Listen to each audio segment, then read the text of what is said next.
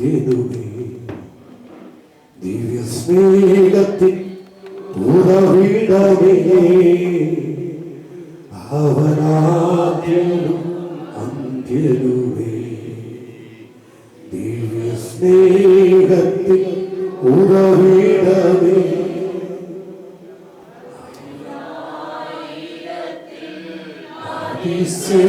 അതിശ്രേഷ്ഠനവൻ സുസ്ഥ്യനാം വന്ദ്യനാം നായകൻ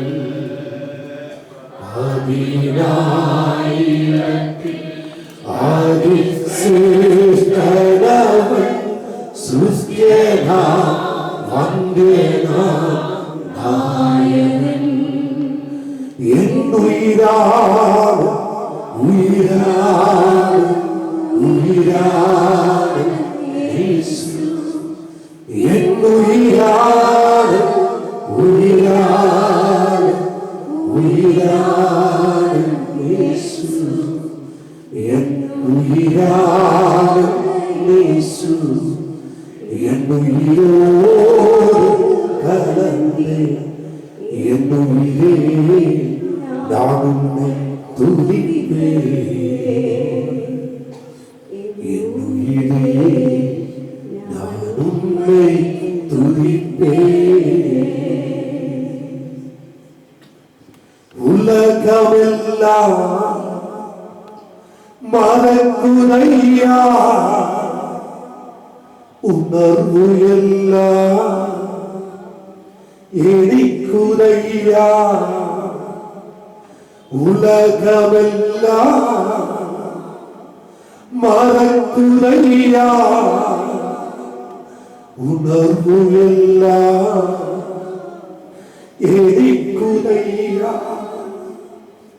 ഉന്നാമം തുതിക്കയിലേ യേശയ്യാ ഉൻ അன்பு രുചിക്കയിലേ രാജാ ഉന്നാമം തുതിക്കയിലേ യേശയ്യാ ഉൻ അன்பு രുചിക്കയിലേ രാജ എന്നുയിരാണ് ഉയിരാണ് ഉയിരാണ് എന്നുയിരാണ് രണ്ട് കരങ്ങൾ ഉയർത്തിക്കൊടുക്കുക ഉയിരാണ് യേശു എന്നുയിരാണ് യേശു എന്നുയിരോട് എന്നുയിരേ നാനുന്നെ തുതിപ്പേ എന്നുയിരേ നാനുന്നെ തുതിപ്പേ തേടിയിലും മധുരമാ പറയാമോ തേടിയിലും മധുരമാ സത്യപൂരമേ യേശു ക്രിസ്തു മാധുരമാ രുചിച്ചു നോക്കിയ കർത്തൻ കൃപകളെ യേശു ക്രിസ്തു മാധുര്യമാ രുചിച്ചു നോക്കിയ കർത്തൻ കൃപകളെ യേശു ക്രിസ്തു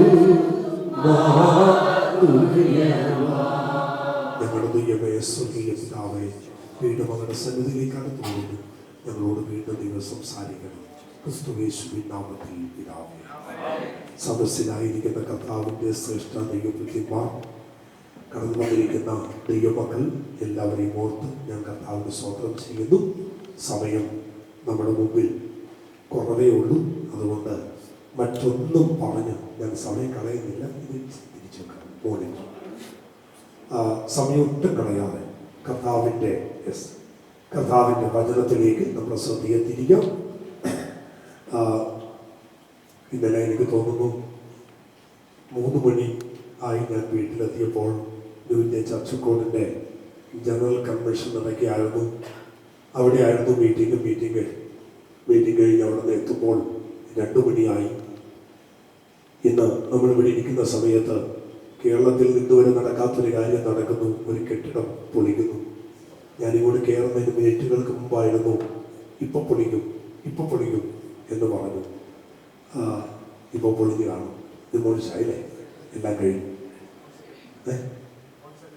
1 സെക്കൻഡ് കൊണ്ട് ഞാനതിൻ്റെ കയറുന്നതിന് മുമ്പ് ഒന്ന് ജസ്റ്റ് നോക്കി.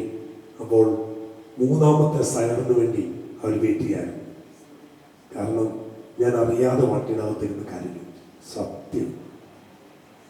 ഞാനവിടെ സാവുചേട്ടൻ വിളിക്കുമ്പോൾ ഞാൻ ആ വണ്ടി അവിടെ മാറ്റിയിട്ടിട്ട് ഞാൻ ദൈവസന്നിധി പറയാം. ഞാൻ പൊട്ടിക്കരഞ്ഞു പോയി. എനിക്കറിയില്ല, ഞാൻ ചുമ്മാ ഇരുന്നത് കണ്ടിട്ട് കരഞ്ഞു പോയി. എനിക്കറിയില്ല എന്തിനാ കരയുന്നത് എന്നോട് ചോദിച്ചാൽ എനിക്കറിയില്ല. പണം ഉണ്ടാകാം, പണം കൂടുതലുമുണ്ടോ, എന്തുമാകട്ടെ, അവിടെ താമസിച്ചവരുടെ അകത്തൊരു വേദന ഉണ്ടാവും. അത് ഓർത്തപ്പോൾ അറിയാതെ കണ്ണാണ്. അവൻ ദൈവം അവർക്കെല്ലാം ആശ്വാസമൊക്കെ കൊടുക്കട്ടെ. അവൻ അപ്പോൾ ഇന്നലെ അത് കഴിഞ്ഞിട്ട് റോഡിലെല്ലാം വണ്ടി ബ്ലോക്ക് ചെയ്തു. ഞങ്ങൾ 3 മണി വരെ ആ കുണ്ടന്നൂരും പിടിച്ചിട്ടു. 3 മണി കഴിഞ്ഞപ്പോഴാണ് ഞാൻ അവിടെ നിന്ന് തിരിച്ച് വീട്ടിൽ വന്ന് 4 മണിയായി ഉറങ്ങുമ്പോൾ. 8 മണിക്ക് ഞാൻ വൈറ്റിലെയാണ് താമസിക്കുന്നത്. ഫോട്ടോ വെച്ച് 8നും 9നും ഇടയ്ക്ക് ഒരു ശിശുപ്രതിഷ്ഠ ഉണ്ടായിരുന്നു. പിന്നെ ഞാൻ വൈറ്റിലേന്ന് ഫോട്ടോ വെച്ച് പോയി ആ ശിശുപ്രതിഷ്ഠ നടത്തി ജങ്കാറിനിറങ്ങി വൈപ്പിന് വഴിയാണ് ഇപ്പോൾ ഇവിടെ വരുന്നത്. അമ്മേ എനിക്ക് പറഞ്ഞാൽ 2 ദിവസമായിട്ട് ഒട്ടും ഉറങ്ങിയില്ല. അതുപോലെ ഓട്ടത്തിലായിരുന്നു. ശാരീരമായ ക്ഷീണമുണ്ടെങ്കിലും ദൈവദാസന്മാരുടെയൊക്കെ വചനം കേട്ടപ്പോൾ ഒത്തിരി ശക്തിപ്പെട്ടു. കർത്താവ് നമ്മെ അനുഗ്രഹിക്കട്ടെ. എൻ്റെ പേരൊക്കെ ദേവദാസൻ പറഞ്ഞു. ഒരുപാട് വർഷങ്ങൾക്ക് മുമ്പ് ഇതിൻ്റെ ഓപ്പോസിറ്റ് കുഞ്ഞിനി ഗ്രൗണ്ടല്ലേ, അവിടെ ഒരു ക്രൂസൈഡിൽ വന്ന് പ്രസംഗിച്ചത് ഞാൻ എൻ്റെ ജീവിതത്തിൽ മറക്കില്ല. അവൻ അവിടെ പ്രസംഗിച്ചുകൊണ്ടിരിക്കുമ്പോൾ ശുശ്രൂഷക്കിടക്ക് ദൈവം എന്നെ ഒരു പേര് എഴുതി കാണിച്ചു, ഗണേഷ്. ഞാൻ വിളിച്ചു പറഞ്ഞു, ഗണേഷ് എന്ന് പറഞ്ഞൊരു ചെറുപ്പക്കാരൻ ഇപ്പോൾ ഇവിടെയുണ്ട്, നിന്റെ ദൈവം വിളിക്കുന്നു. തൊട്ടടുത്തൊരു ഹോട്ടലിൽ പുറകിൽ നിന്നുകൊണ്ട് വിറക് കയറിക്കൊണ്ടിരിക്കുകയായിരുന്നു ഒരു തമിഴ്ക്കാരൻ പയ്യൻ. അവന് ഒരു സ്റ്റേജിൽ കയറി. അവൻ ഹല്ലേലൂയ. അന്ന് മീറ്റിംഗ് കഴിഞ്ഞപ്പോഴാണ് ഞാൻ അറിയുന്നത് ഈ അങ്കമാലിയിൽ പരിശുദ്ധാത്മ പ്രവൃത്തിയെ ഇല്ല എന്ന് പറയുന്ന ഒരു കൂട്ടം ആളുകൾ അന്ന് അതിന്റെ പുറകിലുണ്ടായിരുന്നു. കൃപാവരം നിന്നുപോയി എന്ന് പറഞ്ഞൊരു കൂട്ടരുണ്ടായിരുന്നു. പരിശുദ്ധാത്മാവിന്റെ അന്യഭാഷ ശരിയല്ല എന്ന് പറഞ്ഞൊരു കൂട്ടരുണ്ടായി. അവരുടെ വായടക്കാൻ പരിശുദ്ധാത്മാവ് അന്നൊരു കാര്യം ചെയ്തു. അതിനുശേഷം നാളുകൾക്ക് ശേഷം ഈ സ്റ്റാൻഡിന്റെ പുറകിൽ ഇതിന്റെ പുറകിൽ ഒരു വീട്ടിൽ, ഒരു സാറിന്റെ വീട്ടിൽ ഒരു മീറ്റിംഗ് വന്ന് പ്രസംഗിച്ചത് ഞാൻ ഓർക്കുന്നു. കർത്താവ് എനിക്ക് ഒരുക്കിയ നല്ല അവസരങ്ങൾക്ക് നന്ദി. നമ്മൾ ഇന്ന് ഒരല്പസമയം കറക്റ്റ് 1 മണിക്കൂർ നമ്മുടെ മുമ്പിലുണ്ട്. പ്രിയ സാറിന്റെ സാക്ഷ്യമൊക്കെ കേട്ടപ്പോൾ ഒത്തിരി സന്തോഷമായി. Praise the Lord. കർത്താവ് ഓരോരുത്തരെ അവിടെവിടങ്ങളായി ഉപയോഗിക്കുന്നല്ലോ. ദൈവത്തിന് സ്തോത്രം ചെയ്യുന്നു. ഇന്ന് നമ്മൾ ഉണർവിനെ കുറിച്ചാണ് സൂചിക്കാൻ പോകുന്നത്. എന്താണ് ഉണർവ്? ഉണർവിനെ കുറിച്ച് പ്രസംഗം കേൾക്കാത്തവർക്ക് സന്തോഷമുണ്ട്. ഒരു ഉണർവ് ഉണ്ടാകട്ടെ. ഹല്ലേലൂയ. ആമേൻ. ഒരു ഉണർവ് ഉണ്ടാകണം, അതല്ലേ? ഉണർവ് കേൾക്കുമ്പോൾ തന്നെ നമുക്ക് എന്തുണ്ടാകണം? ഒരു ഉണർവ് ഉണ്ടാകണം, അല്ലേ? എഴുന്നേറ്റ് വരുമ്പോൾ നമ്മൾ പറയും, എന്താണെന്നറിയില്ല, ഇന്നത്തെ ബെഡ് കോഫി അന്ന് കുടിച്ചില്ല, അതുകൊണ്ടൊരു ഉണർവില്ല. 4 മണിക്ക് നിരന്തരമായി കോട്ടമായി വരുമ്പോൾ ചിലർ പറയും, വൈകിട്ടത്തെ ചായ കുടിച്ചില്ല, അതുകൊണ്ടൊരു ഉണർവില്ല. അപ്പൊ ഉണർവ് വരുത്തുന്ന ഒരുപാട് സാധനങ്ങൾ ഇവിടെയുണ്ട്. നമ്മൾ ചോദിക്കും, എന്താ ഇതിന് ഉണർവില്ലാത്ത? ആമേൻ. നമ്മൾ ഉദ്ദേശിക്കുന്ന ഒരു ഉണർവ്, ഒരു ഉന്മേഷം, അല്ലെ? ഒരു ഉന്മേഷമാണ്. എന്നാൽ ഇന്ന് ഈ ഉണർവ് എന്ന ഒരു കാര്യം നമ്മൾ ചിന്തിക്കുമ്പോൾ പരിശുദ്ധാത്മാവ് എനിക്ക് തന്നൊരു കൊച്ചാശയം നിങ്ങളുമായി പങ്കുവെക്കുന്നു. നമ്മൾ ആരും ചിന്തിക്കുന്ന ഒരു ഉണർവല്ല ഇന്ന് നമ്മൾ ചിന്തിക്കാൻ പോകുന്ന ഉണർവ്.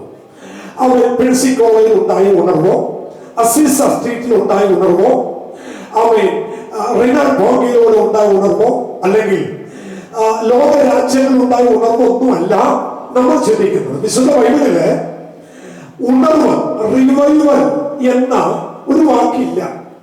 ഉണർവ് എന്നൊരു വാക്ക് ഇല്ല. നമ്മൾ ഈ ഉണർവ് എന്നൊക്കെ പറഞ്ഞ് വളരെ ഉണർത്തുമ്പോൾ, ഞാൻ ഉണർവ് പ്രസംഗം ആഗ്രഹിക്കുന്ന ഒരാളാ. 25 വർഷമായി ഈ യേശുവിനെ പ്രസംഗിക്കും. ഈ 2020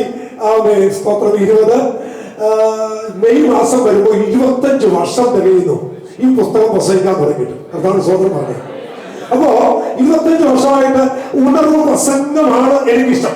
അതെ. പക്ഷെ ഈ കഴിഞ്ഞ ദിവസങ്ങൾ കർത്താവ് എന്നോട് പറഞ്ഞു, നീ പറയുന്ന ഉണർവൊന്നുമല്ല വേദപുസ്തകത്തിലെ ഉണർവ്. നമ്മൾ കൈയടിക്കുന്നതിന് ഉണർവെന്ന് പറയും, നൃത്തം ചെയ്യുന്നതിന് ഉണർവെന്ന് പറയും, ഉറയ്ക്ക് ഒരു ഹല്ലേലൂയ പറഞ്ഞാൽ അത് ഉണർവെന്ന് പറയും. ചില പറയും ഇന്നലെ ആ പ്രസംഗിച്ച ദൈവദാസന പ്രസംഗം ഭയങ്കര ഉണർവായിരുന്നു. എന്താണ് നമ്മൾ ഉണർവെന്ന് പറയുന്നത്? ആ മനുഷ്യൻ പറഞ്ഞ ഹല്ലേലൂയക്കകത്തുള്ള ആ ബീറ്റിന്റെ ശബ്ദമാണ് ഉണർവ്. അല്ലെങ്കിൽ അവൻ ഇവിടെ ദൈവദാസൻ അവൻ പാട്ട് പാടിയപ്പോഴിട്ട റിഥമാണോ ഉണർവെന്ന് പറയുന്നത്? എന്താണ് വാസ്തവത്തിൽ വേദപുസ്തകം പറയുന്ന ഉണർവ്? നാം പറയുന്ന കയ്യടി ഉണർവല്ല എന്നല്ല ഞാൻ പറയുന്നത്. പാട്ട് ഉണർവല്ല എന്നല്ല പറയുന്നത്. ഇതെല്ലാം ഉണർവിന്റെ ഒരു ഭാഗമാണ്. പക്ഷേ വേദപുസ്തകത്തിലെ റിവൈവൽ എന്ന പദത്തിന് കൊടുത്തിരിക്കുന്നത് മറ്റൊരു വാക്കാണ്. അത് ചുരുങ്ങിയ സമയത്തിനകത്ത് നമുക്ക് വേഗത്തിൽ ചിന്തിക്കാം. ആമേൻ, സ്തോത്രം. ഉൽപ്പത്തിയുടെ പുസ്തകം 45-ാമത്തെ അധ്യായം ഒന്നെടുക്കാമോ? 45-ാം അധ്യായം അതിന്റെ 27-ാമത്തെ വാക്യം. അവർ പറഞ്ഞത് വിശ്വസിച്ചിരുന്നില്ല. യോസഫ് തങ്ങളോട് പറഞ്ഞ വാക്കുകളൊക്കെയും അവർ അവനോട് പറഞ്ഞു. തന്നെ കയറ്റിക്കൊണ്ടുപോകാൻ യോസഫ് അയച്ച രഥങ്ങളെ കണ്ടപ്പോൾ രഥങ്ങളെ കണ്ടപ്പോൾ അവരുടെ അപ്പനായ യാക്കോബിന് വീണ്ടും എന്ത് വന്നു? വേദപുസ്തകത്തിൽ ഉണർവിന് കൊടുത്തിട്ടുള്ള പദം ചൈതന്യമാണ്. എന്താണ് ചൈതന്യം? നമ്മൾ പറയുന്ന ഉണർവ് എന്നൊരു വാക്കല്ല വേദപുസ്തകത്തിൽ കൊടുത്തിട്ടുള്ളത്. വേദപുസ്തകം പറയുന്ന പേര് ചൈതന്യം എന്നൊരു വാക്കാണ്. വിശ്വസിക്കുന്നവർ കർത്താവിന് നല്ലൊരു സോദരം എന്ന് പറഞ്ഞേ. ഞാൻ അതിന്റെ ചരിത്രമൊന്ന് നിങ്ങൾക്കറിയാമെങ്കിലും ഒന്ന് തൊട്ട് വിട്ടോട്ടെ.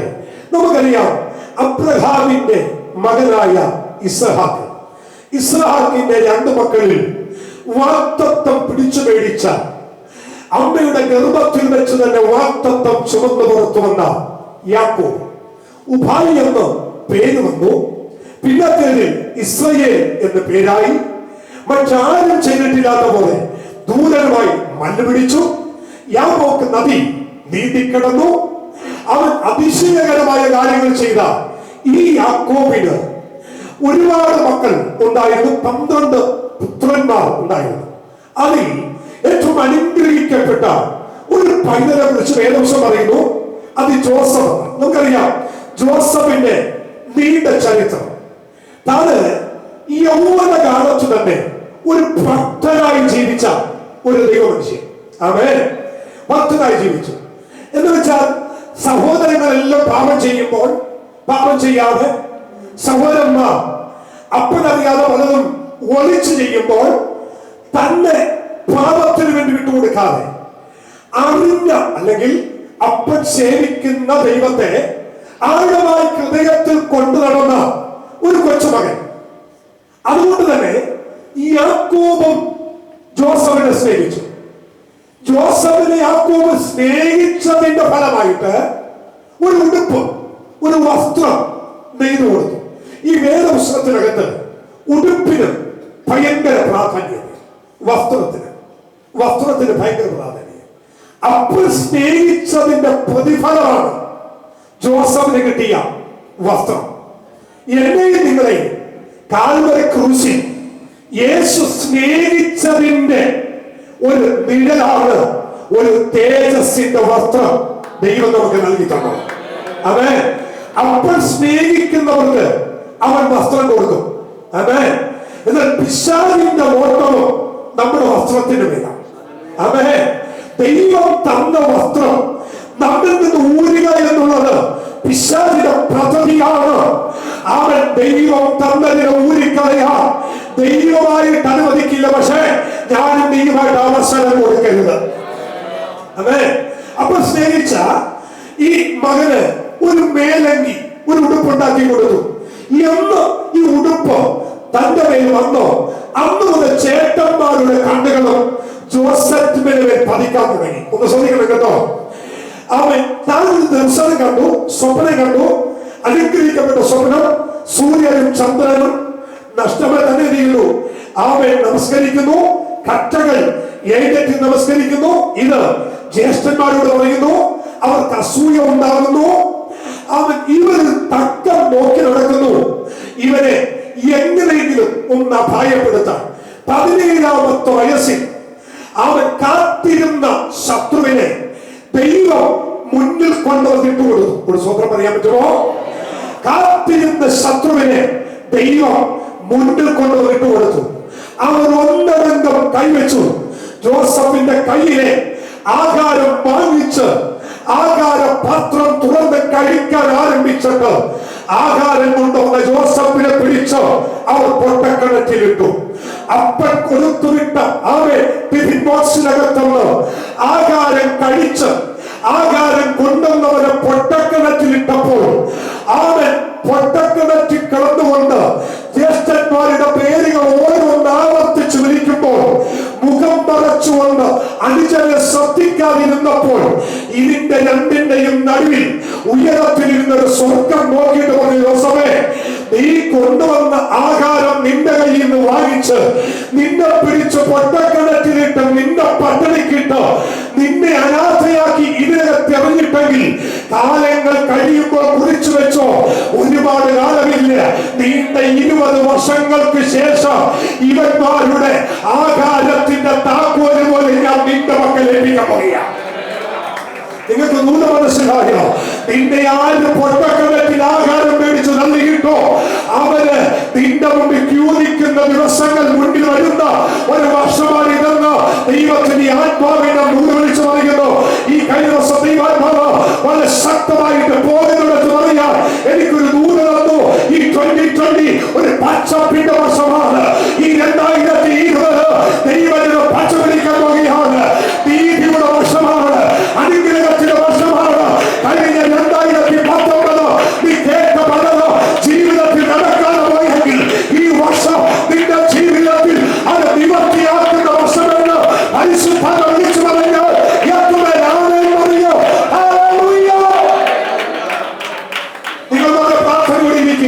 പരിശുദ്ധാത്മാവ് തരുന്ന ദൂതിലേക്ക് ഞാനിങ്ങ് വരികയാണ് കേട്ടോ. ജോസഫേ, നീ എന്ത് തെറ്റിയിട്ടാ നിന്നെ പിടിച്ച് പൊട്ടക്കിണറ്റിലിട്ടത്? ആ ഭാഗം ഞാൻ വിടുന്നു. എന്തായാലും ഒരു ജ്യേഷ്ഠന് ഒരു കഴിവ് തോന്നി.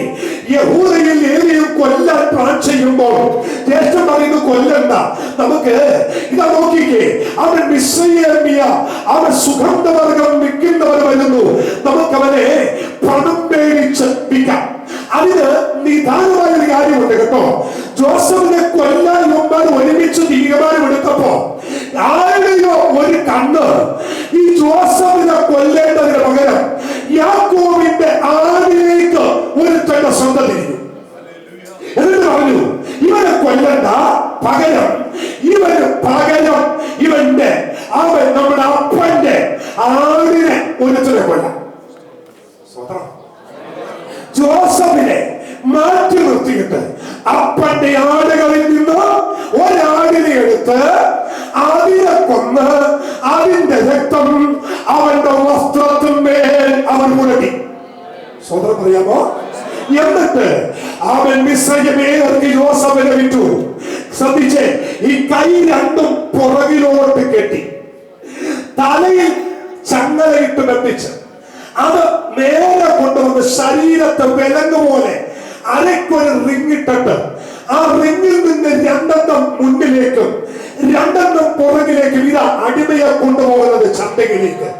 ഇങ്ങനെ ചങ്ങലയിട്ട് കൈ ഇങ്ങനെ പുറകിൽ കെട്ടി ഈ ജോസഫ് അടിമ ചന്തയിലേക്ക് പോകുമ്പോ ഞാനൊരു ചോദ്യം ചോദിക്കുന്നു ജോസഫിനോട്. ജോസഫ്, ഏതാനും നിമിഷങ്ങൾക്ക് മുമ്പ് നിന്റെ തല കൊയ്തെടുക്കാൻ നിന്റെ ചേട്ടന്മാർ കത്തി കയ്യിലെടുത്തതാ. ആ വാളിന്റെ മുനയിൽ നിന്ന് നീ രക്ഷപ്പെട്ടി നടന്നു പോകുന്നത്.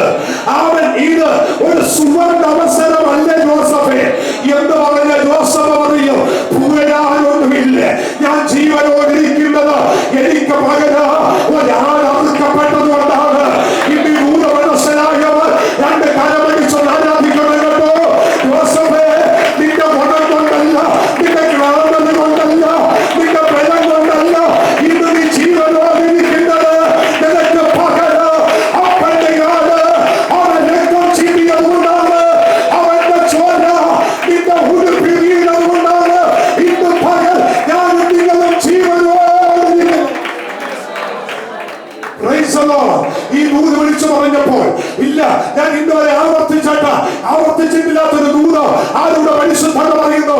പിന്നെ അവൻ നിനക്കതിന് വ്യാപിച്ചാലുകളോ നിനക്കതിന് മന്ത്രവാദ ഓലകളോ ഭീഷണം നിലത്തിൽ വെച്ചിട്ടോ തകർന്നു പോകാതെ ഈ 2020 ആരംഭത്തിൽ ദൈവം നിന്നെ നിർത്തിയത് നിന്റെ ഉപവാസം കൊണ്ടല്ല, നിന്റെ കണ്ണുനീര് കൊണ്ട് മാത്രമല്ല, അവന്റെ രക്തത്തിന്റെ അടയാളം നിന്റെ കൂടാരത്തിനകത്ത് എന്റെ ദൈവം ഇട്ടതുകൊണ്ട് അത് വിശ്വസിക്കുന്നത് മാത്രം ഈ ആയിരം ഉണ്ടെങ്കിൽ ആ കടപിടിച്ചാരാധിച്ചതാണ്. അവന്റെ രക്തമാണ് എന്നെ മറച്ചത്, അവന്റെ രക്തമാണ് എനിക്ക് അടയാളമായത്, അവന്റെ രക്തമാണ് എന്റെ കൂടാരത്തിൽ അടച്ചത്.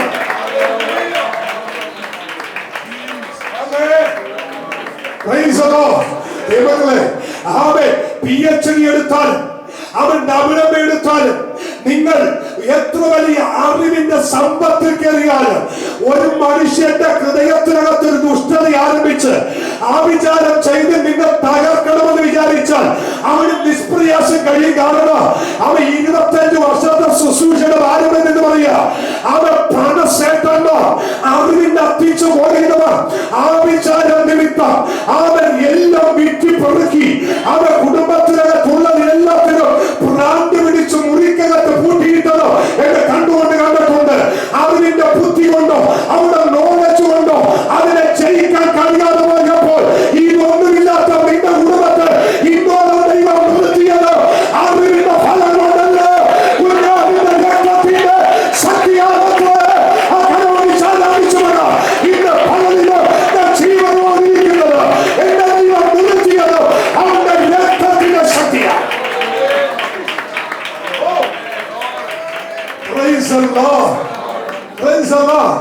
നിങ്ങൾക്കറിയില്ലല്ലേ അവൻ ഈ യേശുവിന്റെ രക്തത്തിന്റെ ശക്തി അവൻ എന്തോ നിങ്ങൾക്കറിയില്ലല്ലേ. ഓർക്കണം കേട്ടോ, പെസഹ കുഞ്ഞാടിനെ എറുത്ത് ചോരത്തൊളി പ്രാപിച്ച ദൈവമക്കൾ അന്ന് മിസ്രയീം വിട്ടു പോകുമ്പോ അവസാനത്തെ രാത്രിയിൽ ദൈവം ഒരു വാക്ക് പറഞ്ഞു കേട്ടോ, ഇന്ന് രാത്രി സംഹാര താണ്ഡവം നടക്കും. അവൻ എല്ലാ കടിഞ്ഞൂലുകളെ സംഹരിക്കും. എന്താ 1 വയസ്സ് പ്രായമുള്ള ആൺകോട് ആട്ടിക്കുട്ടിയെടുത്തോ അതിന്റെ രക്തം കട്ടപ്പടിമേൽ കുറുമ്പടിമേൽ പുലർത്തുമ്പോൾ സംഹാരകം നിന്നെ ഒഴിഞ്ഞു പോകും.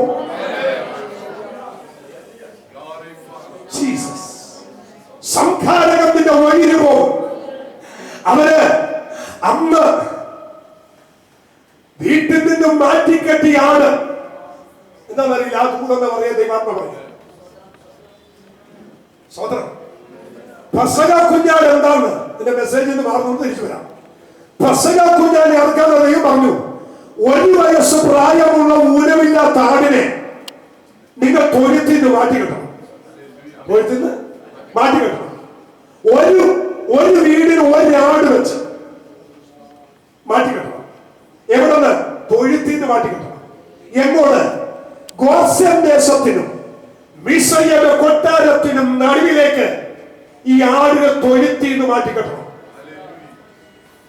6 ലക്ഷം കുടുംബം ഉണ്ടെന്നിരിക്കട്ടെ, ഒരു കുടുംബത്തിന് 1 ആട് വെച്ച് മാറ്റി എത്രയും 6 ലക്ഷമാണ്. തൊഴുത്തിന്ന് ആടിനെ മാറ്റിക്കെട്ടിൽ ആടിനെ വളർത്തിയവർക്കറിയാം. ആട് കേരളത്തിലെ പെന്തക്കോസ്തുകാരെ പോലെ ഇരിക്കത്തില്ല, അലച്ചോണ്ടിരിക്കും.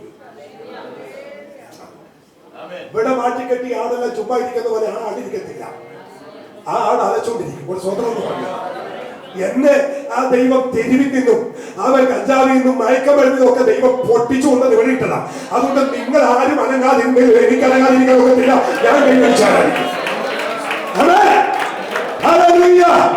അത് ഏത് വില്യവന്റെ നടുവിൽ പോയാലും എത്ര അത്യുച്ച പോയാലും നടുക്ക് പോയാലും ഒരുവൻ ദൈവത്തിന് പ്രസംഗിച്ചാൽ അറിയാതെ കൈയടിക്കോ. കാരണം എന്നെ വിടുവിച്ച ദൈവത്തെ എനിക്കറിയാം, എന്നെ രക്ഷിച്ച ദൈവത്തെ എനിക്കറിയാം.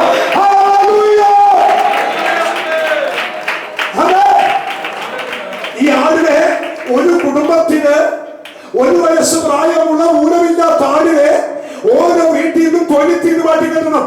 ദൈവമക്കളെ, നിങ്ങൾ ആടിന് വളർച്ചയാണ് അറിയാം. രാവിലെ നിങ്ങൾ ആട്ടിൻകുട്ടിയെ വീട്ടിൽ നിന്ന് മാറ്റി അടുത്ത പറമ്പിൽ കെട്ടിയാൽ ആട് ചുമ്മാ ഇരിക്കോ? ആലച്ചുകൊണ്ടിരിക്കും. ഈ ആടിനെ 4 ദിവസം മാറ്റി കെട്ടണം. എത്ര ദിവസം? 4 ദിവസം. എവിടെ നിന്ന്? തൊഴുത്തിന്ന്. അപ്പൊ ഇങ്ങേ സൈഡ് മിസ്രയീം കൊട്ടാരം, ഇത് ഗോശേൻ ദേശം. ഇതിന് രണ്ടിന്റെ നടുവിലേക്ക് എന്റെ ഒരു ഭാവനയാണ് 6 ലക്ഷം ആടുകളെ മാറ്റിക്കെട്ടി. എത്ര ദിവസം? 4 ദിവസം. ഈ മാറ്റിക്കെട്ടി ആട് 4 ദിവസം അലച്ചുകൊണ്ടിരുന്നു. ഒരു സ്വതന്ത്രം 4 ദിവസം നിന്നുകൊണ്ട് അലച്ചുകൊണ്ടിരുന്നു. ഈ 1 ദിവസം കഴിഞ്ഞപ്പോ പറവന്റെ ആളുകൾ ചെരുപത്തി. ഇതെന്റെ ബഹളമായി, ഇതെന്റെ ഒച്ചപ്പാട, ഈ ആടിന്റെ അലച്ചി. സ്വതന്ത്രം. അവേ പറവന്റെ കൽപ്പന വന്ന് കാണും. ഈ അലക്കുന്ന ആടിന്റെ അവൻ ശബ്ദം നടക്കാൻ ഒരു അന്യത്തിന് പറ. അവേ പറവനെ, നീയും ഈ ദേശം നിലനിൽക്കുന്നത് ഈ ആട് ഇവിടെ കിടന്ന് അലക്കുന്നതുകൊണ്ടാണ്. നിങ്ങൾ മനസ്സിലായോ? എന്ത് ആട് നീ അലച്ചിരിക്കുമോ അന്ന് നീ ആരും ഇവിടെ വാഴോ. നിന്റെ ദേശം വീഴപോയോ? വിശ്വസിക്കുന്നവരാണോ? അടുത്തിരിക്കുന്നവർ നോക്കരുത്. കൈയുണ്ടോ? കൈയടിച്ച് ആരാധിക്ക്. നാവിലുണ്ടോ? അകലം കൽപ്പിച്ച് ദൈവത്തെ ആരാധിക്ക്. മാറ്റിക്കെട്ടിയാള് അനുഗ്രഹിക്കുക. മാറ്റിക്കെട്ടിയാള് അലച്ചുകൊണ്ടിരിക്കുക. മാറ്റിക്കെട്ടിയാള് ചലച്ചുകൊണ്ടിരിക്കുക. മാറ്റിക്കെട്ടിയാള്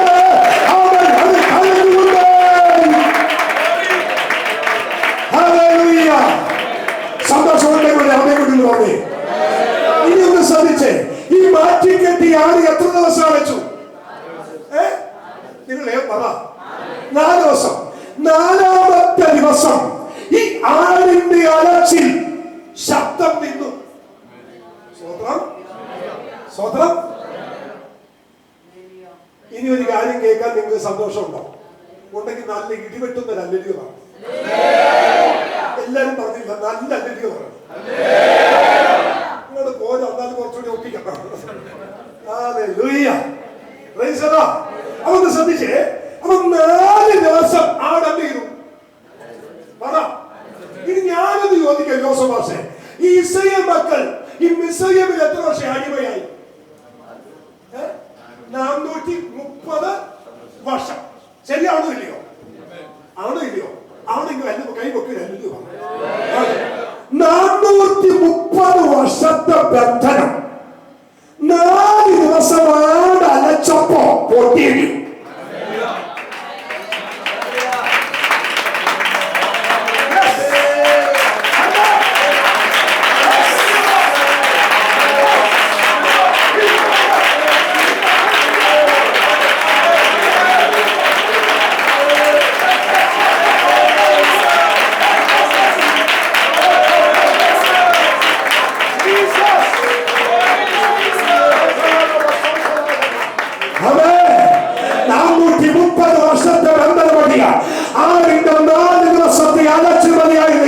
കഴിഞ്ഞ